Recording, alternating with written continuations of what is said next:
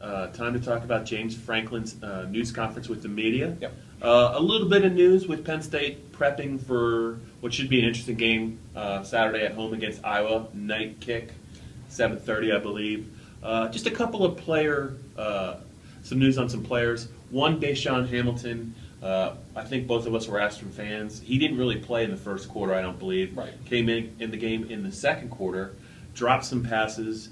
James talked a little bit about Deshaun, and he's kind of got a different role with the team. Yeah. Maybe, he had the big catch year in 2014. He had a more prominent role last year, but things are evolving with that talented wide receiver group. Yeah, no question about it. I mean, usually when James Franklin talks about a guy being an outstanding leader and really sort of taking that direction, you can tell that he doesn't have the role that he used to have. It's a code. It is kind of a code. Yeah. And with Deshaun Hamilton, I think it's pretty straightforward. It's that there's a couple things that stand out. Number one, Penn State doesn't rotate its receivers a lot. Number two, Saeed Blacknell and DeAndre Tompkins are competing with him for those slot reps as well. Remember, he was an outside guy. He's still number 3 on the team in receptions, but he's certainly not playing as much as he had earlier in the year and, of course, the last 2 years. And I think that just the production of those guys, two guys mentioned, especially with Blacknell back from injury now, is a pretty big reason why. Yeah, and we're not really talking a lot about Juwan Johnson or Irv Charles. I think they're two players.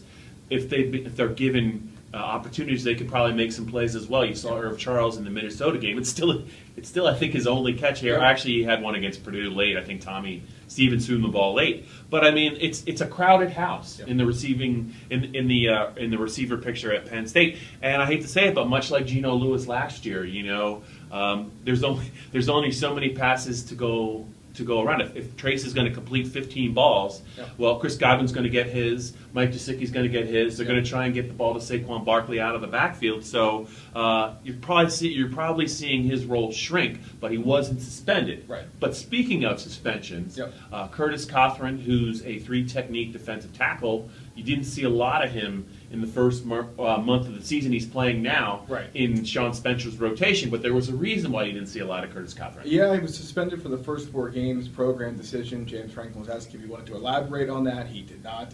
So that's why you didn't see him earlier in the year. Of course, that's different from the suspension for the first half of the Maryland game because he was ejected in the second half of the Minnesota game. So not the same issue there. But, yeah, he's played well. And they have a nice rotation there, and I think they're using it. I think you've seen them take some snaps off of Kevin Givens, which is good because he's still growing, and I think if you would have maxed him out early, you didn't have any chance to get a lot of production from him down the stretch. Yeah.